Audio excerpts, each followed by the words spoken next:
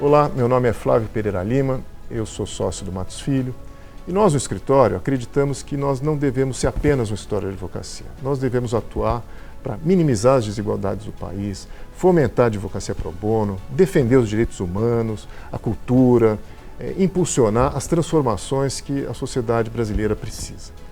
E nas empresas é a mesma coisa. Os empresários não devem se limitar à atividade empresarial. Tem que atuar para transformar a nossa sociedade.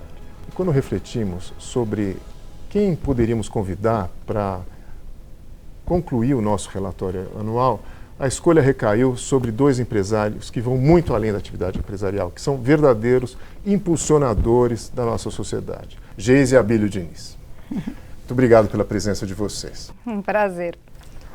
Abílio, no meio da pandemia, nós conversamos com você num evento virtual no escritório e você disse que para enfrentar momentos difíceis você tinha que ter serenidade. E disse também que toda crise, que tinha uma certeza, toda crise tinha um fim. Naquele momento isso foi importante para a gente. Agora que acabou, como é que você está vendo o Brasil? Flávio, você me fala, nós somos amigos, nós precisamos crescer. Sem crescer, nós não vamos atender toda a população brasileira. Nós precisamos de investimento. Nós tivemos no ano passado quase 20% sobre o PIB em taxa de investimento. Eu tenho dito a eles todos com quem eu tenho podido falar, nós precisamos caminhar para 25%. O governo não tem a menor condição de fazer isso. Nós fizemos, o ano passado, o ano de 2022, quase 20%, praticamente só com iniciativa privada, só com investimento privado. O investimento do governo foi menos de 1%. Né? Mesmo que haja mais investimento do governo esse ano, é muito pouco. Nós precisamos de capital. E nós temos que dar para esse capital, principalmente o capital de fora, que o mundo tem uma quantidade imensa de capital. Falta gestão. O capital, quanto nós quisermos. E o capital muito, muito voltado para fazer coisas no Brasil. O que o capital pede para investir? Eu quero segurança política, eu quero segurança jurídica para poder investir. Porque os projetos têm de monte, tá? Aqui no Brasil, inúmeras condições para investir. Com as novas formas de energia, com a infraestrutura, com tudo aquilo que nós temos. E mais ou menos com o consumo. Nós somos um país de mais de 200 milhões de habitantes, tá? Com uma condição de consumo realmente muito grande. Tá? Agora, para isso, você precisa dar tranquilidade para eles, com segurança política e segurança jurídica. Tá? Eu não tenho dúvida nenhuma, o Brasil tem todas as condições para crescer. Tá? E, se nós tomarmos o rumo certo, sabemos para onde nós vamos e como vamos, tá? Nós vamos crescer. Obrigado, Abílio. Você tocou no ponto que eu acho que é fundamental, e aí eu queria passar para a Geise, porque a Geise é cofundadora do Pacto contra a Fome, que para mim é o projeto mais importante que a sociedade civil organizou para combater o problema que é a base de tudo, né, que é a fome do nosso país. Queria que você contasse um pouco para a gente, para os nossos clientes, colaboradores que vão receber o nosso relatório anual, o que é o Pacto contra a Fome e, principalmente, como a sociedade civil pode se engajar nesse projeto que é tão importante para o nosso país. Bom, obrigada, Flávio, e é um prazer também poder ter essa oportunidade de falar aqui para vocês que estão desde o começo também nos apoiando nesse movimento do Pacto contra a Fome. Então, antes de mais nada, muito obrigada pela abertura, por acreditarem nisso e por também fazerem parte desse movimento que é a sociedade civil organizada, atuando num movimento que vai ser tão importante para ajudar de alguma forma no combate à fome. Então, o Pacto contra a Fome, ele é um movimento da sociedade civil que vai atuar junto a governos no combate à fome e o desperdício de alimentos no Brasil. Nossa visão é que em 2030 nenhuma pessoa no Brasil tenha fome e em 2040 todas estejam bem alimentadas. O que significa isso? Que a gente quer cuidar também da questão nutricional, porque nada adianta a gente esperar que um Brasil esteja bem desenvolvido. A gente acredita muito na questão de educação. Nós temos um instituto, o Instituto Península, que é voltado para isso, e a gente continua acreditando que a educação é a base de tudo, mas como que a gente vai educar e desenvolver essa nossa população se a gente não tem o mínimo da base, que é a alimentação? Então, nosso objetivo aqui nada mais é, o Pacto, ele é um think tank de inteligência e dados e junto com isso a articulação para que a gente consiga movimentar os 3 setores, que é setor privado, o terceiro setor e governo juntos nesse combate. Ele é um movimento nacional, suprapartidário, então isso é uma questão muito importante, é supra tudo, supra-religiões, supra-gênero, supra-raça. Por quê? Porque a fome está acima de tudo, não tem concorrência, não deve ter. Então o nosso desejo é que todos venham e cabem todos. Então hoje nós temos já vários parceiros realmente trabalhando juntos, não é só apoiando no sentido de colocar uma chancela, não, estão trabalhando. E é nesse lugar que a gente acredita na força do todo para trabalhar realmente nesse combate. A gente tem hoje 3 grandes áreas de atuação.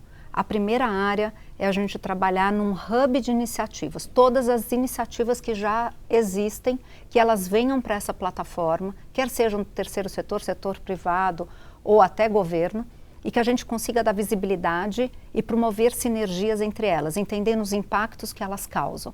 Com isso, a gente vai ter um ganho realmente de, primeiro, enxergar quem que já faz e ver quem que é possível também ser escalonado. Então, esse aqui é um grande passo importante que a gente quer trabalhar sinergia.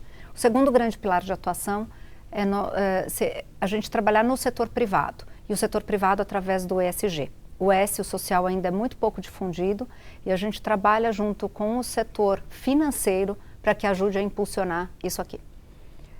E a gente sabe também o quanto é importante que neste lugar que a gente pode trabalhar o desperdício, que é a iniciativa privada, a gente tenha um olhar de como que eu compenso esse desperdício em favor à fome. Então a gente entrega aqui esse hub de iniciativas para que essas empresas não precisem criar do zero, elas podem apoiar, e por outro lado a criação de um crédito, como um crédito de carbono, mas é o crédito da fome, que nesse caso vai ser nutrição na primeira infância, onde as empresas vão poder também apoiar. E o terceiro grande braço é advocacy e políticas públicas. Então aqui a gente também atuando nesse lugar, porque é onde a gente mais acredita que faça diferença é atuar nas bases de um jeito fortalecido. Então dados é um lugar que a gente realmente quer aprofundar cada vez mais para ajudar inclusive a governo a fazer políticas públicas mais eficientes. E você fez um trabalho super importante, o embrião talvez desse projeto, que foi mapear o desperdício no Brasil, né? Você poderia dar os números para a gente, porque eu acho que é impactante. Sim. Tudo começou, na verdade, com esse diagnóstico que a gente fez, que na verdade tinha só como objetivo esclarecer um pouco a minha dúvida até em relação a essa questão da fome, no momento que nós estávamos vivendo uma pandemia e entregando muitas cestas básicas, que era um assistencialismo importante de acontecer naquele momento, mas eu queria entender o que é a fome no Brasil, como que se dá o desperdício de alimentos na cadeia toda, do agronegócio até a mesa de casa, e se isso tinha uma correlação. Depois desse estudo feito, a Integration Consultoria fez esse estudo que ficou realmente muito bem feito, e a gente validou com a academia para ver se aqueles números realmente paravam de pé. E o número é o seguinte: olhando para a questão da fome, a ONU define fome, que é insegurança alimentar grave, quando uma pessoa não tem o que comer hoje, nem sabe se vai comer amanhã, quando 5% ou mais da população de um país está numa situação nessa situação que não sabe o que vai ter. Em 2013, o Brasil saiu do mapa da fome da ONU. Então, mas éramos 3,6% da população. Naquela época, ainda 7 milhões de brasileiros. Hoje, esse número, na última pesquisa do ano passado da Rede Pensan, esse número foi para 33 milhões de brasileiros nessa situação.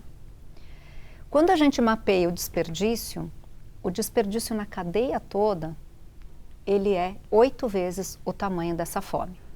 Quando nós tivemos acesso a esses números, foi nesse momento que a gente falou, então para tudo, porque a fome tem várias questões e vários problemas a serem resolvidos, mas não é a falta de alimentos. Então nós não estamos num país da África que não tem o recurso. A gente tem, e ele é muito mal distribuído. A gente tem questões de políticas públicas, de incentivos fiscais, de legislação, de logística, enfim, de gestão, outras naturezas de problemas. E foi aí que deu realmente essa vontade, e ouvindo muitas pessoas, da gente realmente criar este movimento, trazendo todos os atores para enfrentar juntos essa questão de um jeito estruturado. Esse projeto é fantástico, né? Principalmente porque as iniciativas são várias e elas não se comunicam, né? Talvez esse projeto seja o grande catalisador mesmo do movimento mais consistente da sociedade civil, né? Esse é o objetivo. Abílio, vamos falar um pouco de pessoas, porque o nosso escritório é um escritório de alta performance e a gente tem nossos profissionais. Então, você sempre fala dos seus propósitos, dos seus pilares. Queria que você contasse um pouquinho para a gente como que você sistematizou isso na sua vida e quais são eles, para que a gente compreenda melhor. Olha, Flávio, eu estudo muito, procuro aprender sempre. Eu tenho um propósito muito claro, meu propósito de ser feliz, aprender e compartilhar, né? Então é por isso que já escrevi 2 livros, fiz mais de 70 lives na pandemia, faço palestras e dou aula na GV, enfim, de compartilhar aquilo que eu tenho aprendido durante a vida. E durante a vida também, eu estruturei, eu recebi, embora tenha nascido de uma família humilde, da qual tenho muito orgulho, humilde, mas eu recebi uma grande herança, né?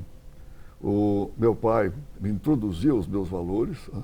Me ensinou o que era honestidade e ética, e minha mãe me apresentou para Deus. Então essa foi a herança que eu recebi e que foi para mim muito importante. E daí eu fui desenvolvendo primeiro os meus valores, né? E depois construindo os meus pilares. Os meus valores, eles definem a estrada por onde eu ando, né? A estrada da vida, né? E eu posso ir daqui até aqui, né? E os meus pilares são a maneira, vamos dizer assim, onde eu me suporto para andar por essa vida, né? Que eu fui construindo, né, ao longo da minha existência, tá? E na escola da vida. Começando pelos meus pilares, quer dizer, onde eu me apoio. A primeira coisa que eu me apoio é a atividade física. Eu sempre fui um esportista, um atleta, enfim, me apoio nisso então, para ter uma vida saudável. Eu olho muito para a alimentação, que é fundamental, um pilar. Não adianta você fazer esporte, coisa e tal, você não prestar atenção na alimentação. O terceiro pilar é o autoconhecimento. Quer dizer, não é que as pessoas dizem, o Abílio gosta de mandar todo mundo para terapia. Não é bem assim. É um pouco assim. Mas, então, quer dizer, eu acho que a pessoa tem que ter um mínimo de autoconhecimento. Investigar um pouquinho quem é esse cara que está lá dentro de mim. Ser um pouco sabedor das suas emoções. Por que eu fui tão triste ontem? Por que eu fui tão alegre? Coisa e tal. Saber um pouco então, de como é que você é, de como é que você se dirige. O quarto pilar é o controle do estresse. Né? As pessoas dizem, escuta, controlar estresse. O estresse não se controla, controla sim. Tá? Você precisa definir muito bem na vida com o que você se estressa. Né? Eu só vou me estressar com coisas importantes na vida. Até aí tudo bem? Está tudo bem? Tá. Estamos de acordo, todo mundo só vai se estressar com coisa importante. O que é importante? Vamos definir. Pega um caderno de 100 páginas, né, e vamos começar a escrever. Né? Você vai escrever 2 ou 3 linhas. Então, importante é você mesmo, a tua saúde, a tua vida, a tua família. Então, o restante é da vida. Então, o trabalho, tudo você vai buscar, vai fazer. Então, é importante isso. O quinto pilar, para mim, tem que ser uma coisa assim, muito particular de cada um. Então, eu sou um cara absolutamente normal, sou mais inteligente que ninguém, tá? Mas, se tem alguma coisa que, para mim, é muito importante, é a fé que eu tenho em Deus. Isso, minha mãe me deu isso, né? E eu sigo pela minha vida, para mim tem sido muito importante. Mas isso é uma coisa um pouco de cada um. E o sexto pilar é o amor. Né? Eu não imagino uma vida sem amor. Mas não é um amor por uma pessoa, pelos filhos, é amor pela vida, né? Por aquilo que você tem, até mais ainda por aquilo que você almeja, que você quer ter. Amor para o seu dia a dia, amor por estar bem, por se sentir feliz, por se sentir tranquilo, sentir alegria da vida. Isso é o amor. E é o motor do carro da vida. Então isso é por onde eu me apoio nessa vida. Né? E os meus valores, tá? Que eu te falei, honestidade e ética, humildade. Né? Humildade é um negócio assim, você fala, pô, esse cara, o Abílio, esse cara é humilde, coisa nenhuma. Não humilde coisa nenhuma, tá? Depende, vamos ver do que nós estamos falando. Tá? Se humildade é usar roupa velha, fazer voto de pobreza e coisa e tal, não é bem o Abílio. Agora, se humildade é respeito, se humildade é você ter consciência que você não sabe tudo, que você precisa sempre aprender, que a opinião do outro pode ser melhor do que a opinião sua, que é bom que você ouça. Tá? Isso é humildade, quer dizer, eu acho que isso é importante, e a humildade é sabedoria, tá certo? Depois disso, então, quer dizer, você tem a determinação e garra, tá? Você precisa saber o que quer. O Abílio é um cara que não acredita em destino. Eu acredito que cada um escolhe o que quer ser na vida. Escolhe como é que a sua vida deve ser. E vai em frente, vai buscar aquilo, os seus objetivos, com determinação e garra. Outro quarto valor, que para mim é mais do que valor, é uma ferramenta, é a disciplina. Você tem que ter disciplina para fazer as coisas. Né? Tem gente, tem amigos meus, tem pessoal aqui da Península, que eu sou irritantemente disciplinado. Eu não sei se eu irrito os outros, mas eu acho que disciplina é uma ferramenta extremamente importante. Sabe? E realmente, quer dizer, isso aqui é um negócio assim, sabe? Os meus valores dizem de onde eu posso ir, daqui até aqui. Né? E daí seguir em frente. E o principal valor, né, para mim, é o equilíbrio emocional. É a pessoa saber que na vida você tem papéis e atividades. E dentro desses papéis e atividades, você tem que manter-los em equilíbrio. Essa é a sabedoria da vida. Não adianta você estar bem no trabalho, ou você está bem com a família, mas está péssimo, não sei o quê. Tá. Porque um polui o outro. Então, na sabedoria da vida, você tem que manter os papéis e atividades em equilíbrio. Né? E isso aí é o que eu chamo de equilíbrio emocional. Então é isso. Então, como é que é o Abílio? O Abílio caminha pela vida, pelos seus valores, então ele se apoiando nos seus pilares. E deixa a vida seguir. Tá? Mas sabe o que eu acho legal? Que você sistematizou o que funcionou para você. Em algum momento, vocês dois tiveram a ideia de divulgar isso para os outros. Então fizeram 2 eventos, que é o Plenai, que se transformou num podcast de sucesso. Em todas as plataformas é possível conhecer entrevistas com pessoas, depoimentos de pessoas dos pilares que falam sobre os seus pilares. Como surgiu a ideia de pegar uma coisa íntima sua, que serviu só para você, e falar, poxa, isso aqui deve ser útil para os outros? Né? Olha, a minha vida sempre foi um livro aberto, então, quer dizer, eu nunca tive problema de contar para as pessoas então, como é que eu vivo, como é que são as coisas, meus pilares, nunca tive problema nenhum. Eu escrevi 2 livros, então, quer dizer, abrindo completamente a minha vida. Sabe? E a Geise tem me acompanhado, sempre está nos 2 livros, então, quer dizer, acompanhando cada vez mais. O segundo livro está muito mais centrado então, na família. Tá? Claro que conta minhas histórias, conta as minhas dificuldades, inclusive na vida, sequestro, briga com o casino e coisa e tal, mas centrado muito na grande reinvenção da minha vida, foi eu ter me casado com a Geise, tá? Num casamento assim incrível, que nos deu 2 filhos maravilhosos. Tá certo? Essa reinvenção, né, mudou completamente a minha vida. Então, baseado em tudo isso assim, e com a Geise dando a sua contribuição, tá, nós começamos fazendo coisas e procurando assim, passar coisas para as outras pessoas. Aí veio a ideia do Plenai, tá, primeiro com plenitude, tá, foi um evento que nós fizemos, ouvindo pessoas de várias partes do mundo, tá, pessoas realmente que representam então, os melhores pensamentos, tá, do que é o melhor para uma vida feliz, para uma vida saudável, realmente para uma vida de sucesso. E daí nós começamos, os 2 juntos, a criar, então, quer dizer, do Plenitude, criar o Plenai. Né? E aí a Geise entrou com muita força nisso. Então, o Plenai hoje é uma coisa assim, até mais tocada por você. Acho que fazendo só um pouquinho, voltando atrás, onde começa o Plenai, ele começa num evento que a gente comemorou o aniversário do Abílio de 80 anos, e onde ele falou isso, era baseado nesses pilares dele, nessas crenças que ele realmente sempre desenvolveu e que eu comecei a realmente comungar também disso tudo no nosso dia a dia. Então isso passa a ser verdade realmente no nosso cotidiano.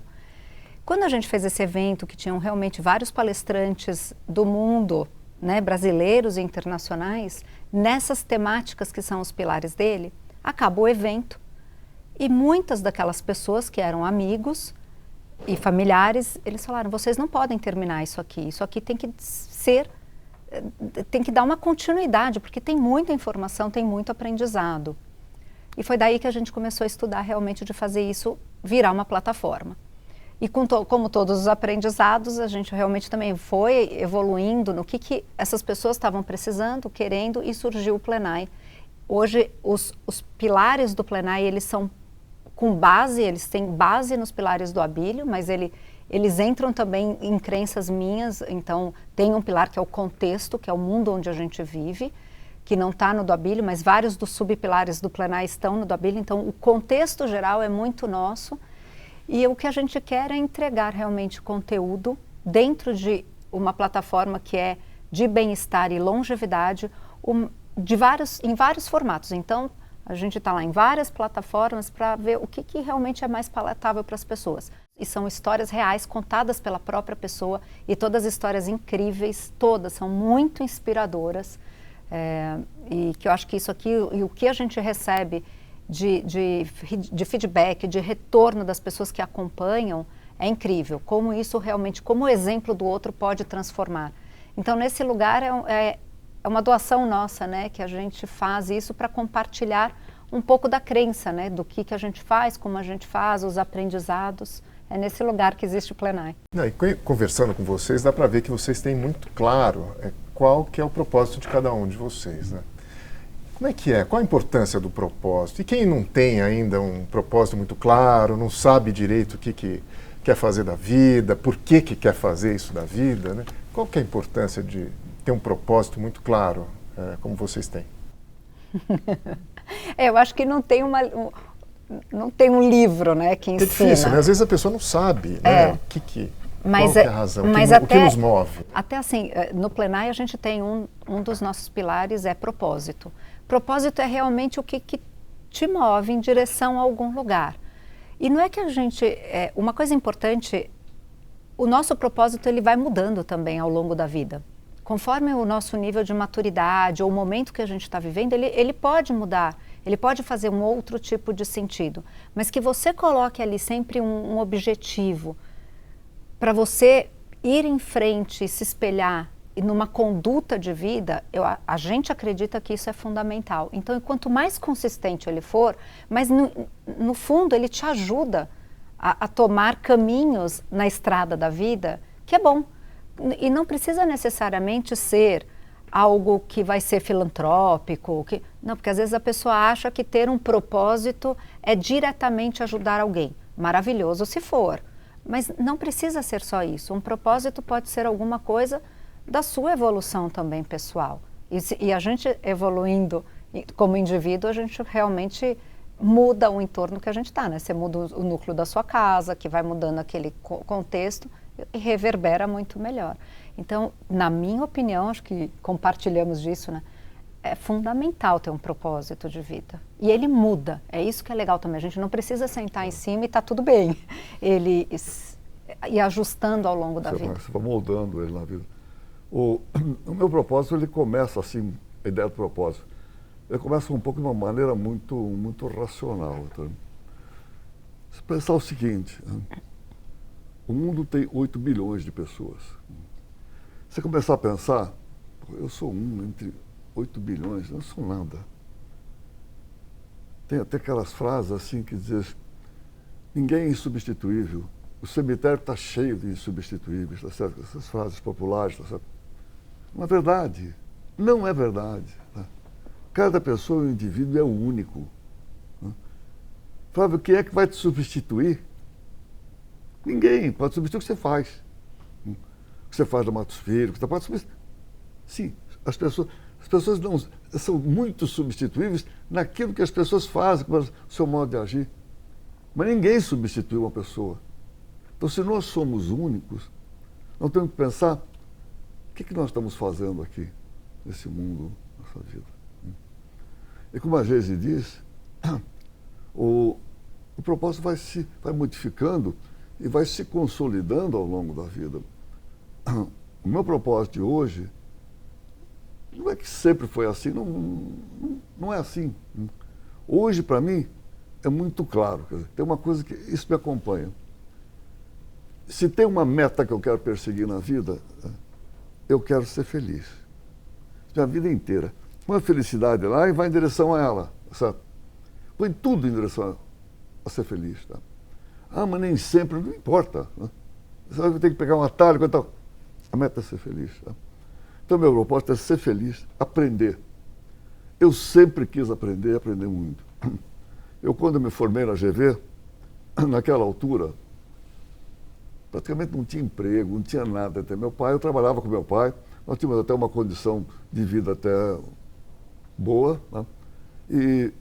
Mas era uma coisa assim, meu pai tinha uma doceria, tá? Um serviço de buffet e tal. Então, tudo bem, então, quer dizer, mas não era aquilo que eu queria fazer na vida. Então, me formei na GV, o que eu pus na cabeça? Não tem um trabalho que me agrade aqui, eu vou ser professor. Eu vou para Michigan State University, que dava a mentoria para a Fundação Getúlio Vargas naquela altura. Tá? Eu vou para lá. Fiz o meu application para Michigan e estava pronto para ir. Quando meu pai veio com uma ideia, da ideia de vou fazer um supermercado, eu falei, pô, não sei o que é isso, vou ver o que é isso. Aí aqui tem Mas não tinha no Brasil? Hã? Não tinha no Brasil? Tinha muito pouco. Tinha 8 lojas em São Paulo e 8 no Rio de Janeiro. E meu pai veio com essa ideia, eu não sabia o que era. Eu fui ver e falei, pô, aqui tem um business, aqui tem alguma coisa. E abandonei, então, a ideia de ser professor, que é uma coisa que eu depois concretizei muito mais tarde, já fazem 12 anos que eu sou professor na GV, ensinando alguma coisa que eu aprendi muito nos livros, mas fundamentalmente tenho aprendido na vida. Liderança e gestão. E eu acho hoje, tenho falado isso inclusive para pessoas do governo, falo sempre, tá? Isso. As pessoas falam dinheiro para produzir, fazer coisa e tal. Não precisa muito dinheiro. O que precisa é de gestão. O mundo tem muito dinheiro. O mundo tem muito dinheiro. O que falta no mundo? Falta gestão. Tá? Então, esse tipo de coisa é minha contribuição, então, quer dizer, passar para esses jovens, que eles se preparem para liderar e que eles saibam realmente dirigir, que eles sejam bons gestores. Então isso está dentro do meu propósito. Tá?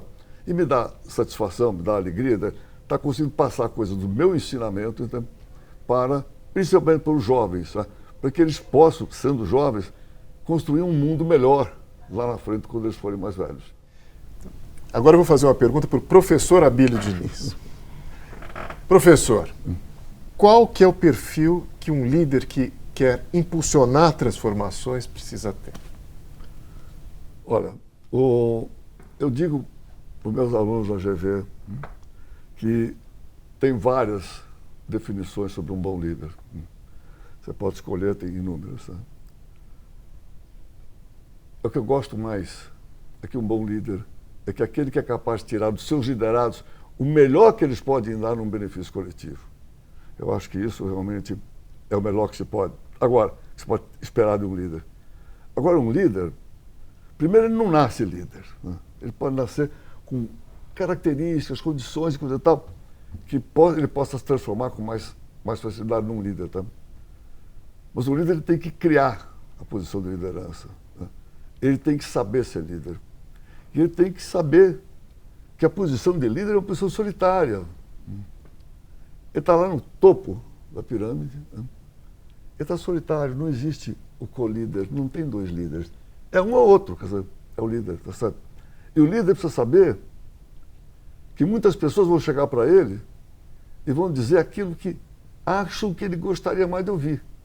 E não aquilo que ele precisaria ouvir. Né? O líder precisa tomar cuidado, né, para saber se ele está recebendo as informações da verdade e não as informações que as pessoas gostariam de trazer para ele, que é mais conveniente trazer. O líder tem que ser humano. Eu não gosto de líder paternalista, mas tem que ser humano. Ele tem que considerar que ele está liderando gente, não está liderando máquinas.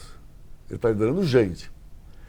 Não é um líder bonzinho, é um líder que sabe o que ele está fazendo. Né? Ter consciência da sua responsabilidade, daquilo que realmente tem. Quanto mais as pessoas, quanto mais o líder está lá em cima, mais as pessoas, que bacana, que cara, que líder incrível, mais aumenta a sua responsabilidade. Ele precisa estar consciente disso. E realmente fazer o melhor, mas não é só o melhor, é fazer aquilo que as pessoas esperam dele. Né? Principalmente, um bom líder, as pessoas esperam que ele vença. E ele tem que perseguir a vitória. Perfeito, Abílio. Uma dúvida que a gente sempre tem, assim, é como que a gente consegue compatibilizar uma vida equilibrada, esse propósito de ser feliz, com um trabalho de alta performance? Não são coisas incompatíveis? Não, eu acho que, primeiro, não tem nada a ver com uma coisa com outra pelo seguinte, quando eu falo do equilíbrio de papéis e atividades, tá? Cada um tem o seu jeito, o seu estilo. Eu, por exemplo, que nós estamos aqui, ontem de madrugada eu cheguei da França, tá certo? Eu não durmo lá, tá? Aliás, eu trabalhei durante 30 anos na Europa, Portugal, Espanha, tá? Fundamentalmente em Portugal. Voava de noite, chegava lá de manhã cedo, de madrugada, trabalhava o dia inteiro e voltava no avião da noite. Então sempre foi assim. Agora, eu gosto, por que eu voltava? Eu voltava porque eu queria estar em casa. Né? Queria estar com a minha família. Como hoje, eu quero estar em casa, quero estar com a minha mulher, com meus filhos. Então, eu trabalho muito, mas eu compatibilizo. Eu tenho que estar com a minha família, eu tenho que dar assistência para eles e coisa e tal. Não tem incompatibilidade. Não tem, você tem que saber o momento de atenção com a família, tem que saber o momento, quer dizer, de você se doar para você mesmo, quer seja para fazer esporte, quer seja para dormir é fundamental, tá certo? Quer seja para se divertir. Você tem que contabilizar esses papéis, tá? E não dizer, olha, eu trabalho muito, eu não posso descansar. Isso não existe, tá certo? Você tem que compatibilizar as coisas que você faz e fazer tudo aquilo que te dá prazer, dá satisfação, tá? Te faz feliz, tá? E harmonizar tudo isso dentro da sua vida. Perfeito. Geise, você que é uma mulher que se posiciona, uma mulher que enfrenta o que te incomoda, o que você poderia dizer, assim, ao longo da sua trajetória, 3 grandes ensinamentos, 3 grandes coisas que você aprendeu que você poderia dividir com a gente aqui? Acho que a principal delas, o Abílio falou bastante e eu acredito muito, é o autoconhecimento. Eu acho que quanto mais a gente se conhece, fica tudo mais fácil. Para inclusive entender se a gente não está no equilíbrio e saber que... Porque nem tudo são flores, né? Não é todo o tempo que tudo funciona redondo. Às vezes você está num período que não funciona, mas se você entender que aquele é um período que não está bom, você fica em paz também. Então, a questão do autoconhecimento, para mim, é o principal grande aprendizado, porque à medida que você se conhece, você também vai entendendo, você tem mais empatia também com os outros, a coisa vai ficando mais fácil. Então, para mim, é a primeira grande lição. A segunda, para mim, para nós também, é a questão da espiritualidade. Como é importante ter bem desenvolvida a espiritualidade. E aqui eu não estou nem falando de religião. Eu estou falando você se conectar com algo, uma força superior que você acredita e se colocar a serviço de. Então, para mim, isso entra também no fazer o bem. Quando eu me coloco tudo isso, para mim é uma relação de desenvolvimento dessa minha espiritualidade também. E eu acho que um terceiro ponto é... Gratidão. Eu ia falar isso também. Que eu tenho estudado muito um tema que é a gratidão. Isso tem até estudos científicos. Um dia eu lancei aqui um desafio no plenário de falar... Eu queria entender se a gratidão tem alguma correlação com longevidade e com bem-estar. E a gente contratou um professor especialista em estudos científicos. E ele, logo de cara, ele falou, olha, eu não vou nem fazer uma proposta aqui, porque eu acho que não vai ter nem material suficiente para isso. Mas me dá aqui uns dias que eu vou pesquisar. E ele voltou, e ele falou, olha, para minha surpresa, agora eu já não me lembro mais, uma quantidade imensa de estudos, e ele fez uma meta-análise da qual ficou pronta e é um estudo lindo, que é uma alta correlação quando a gente tem gratidão com uma longevidade, uma vida mais longa e mais feliz. Então eu exercito isso diariamente. Então para mim parece uma coisa meio boba, mas assim, o cara parou no farol que ele podia ter passado. Às vezes no primeiro segundo você fica irritado porque está atrasado, no segundo 2 eu falo, tá tudo bem, não era para eu ter entrado ali. Desde esse tipo de coisas até num episódio agora muito maior para a gente, mais marcante, que foi a morte do João Paulo. Logo nos primeiros dias, né, a gente conversando, eu falei para o Abílio, eu falei, vamos tentar olhar, por mais triste que estejamos, óbvio, mas vamos olhar pelo lado do copo meio cheio. A gente viveu, né? Você viveu esse filho por quase 59 anos. Eu tive o privilégio de viver também 20 e poucos anos com o João. E a gente viveu. Nós curtimos muito, a gente viajou muito, a gente convivia no final de semana, a gente viveu. E isso é gratidão. A gente conseguir olhar para as coisas boas da vida também pelo lado do copo meio cheio. Então, para mim, isso transforma, tem transformado a minha vida cada vez mais. E quando eu coloco isso tudo em favor de, tudo se abre, os caminhos vão se abrindo, eu agradeço. Às vezes um negócio não deu certo, tá bom, não era para ser. Tá tudo bem também, que bom. Quando vejo, logo aparece uma coisa que é melhor até do que aquela que eu estava esperando. Então, para mim, esse exercício diário, e eu faço esse exercício diário da gratidão, que está na minha oração, que está no meu comportamento diário, assim, em vários momentos. Então, claro, tem momentos que eu não alcanço também, também sou humana, né? Tem horas que dá... Mas é um processo, e eu acredito muito, quanto mais eu puder falar desse tema, é um tema que eu adoro também, até porque ele é fundado, ele tem fundamento. E Abílio, a última pergunta é uma pergunta clássica. Que se você pudesse voltar no tempo, olhasse para aquele menino de 20 e poucos anos, brigão, que começava uma vida empresarial, que conselho você daria para ele? Para aquele Abílio de 1960? Olha,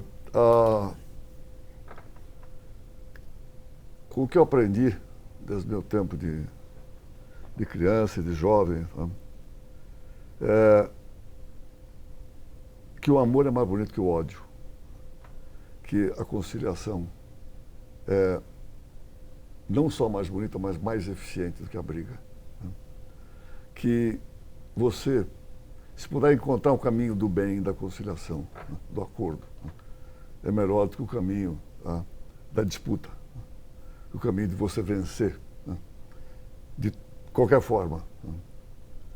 E é uma coisa que eu fui evoluindo ao longo da vida, porque uma boa parte da minha vida, o que eu vou conciliar? O que eu vou fazer acordo? Não, vamos vencer, vamos derrotar, vamos botar a pessoa para baixo, coisa e tal. E talvez isso tenha sido até, em alguns momentos, razão de sucesso. Mas não é por aí. Não é por aí. Tá? É muito mais... Não é que é mais bonito, é mais eficiente. Tá? Você ir pelo caminho do bem, do acordo, né? Da parceria, da cumplicidade, do entendimento. Né? E é muito melhor. Então, o que eu diria para ele, calma. Calma. Tá?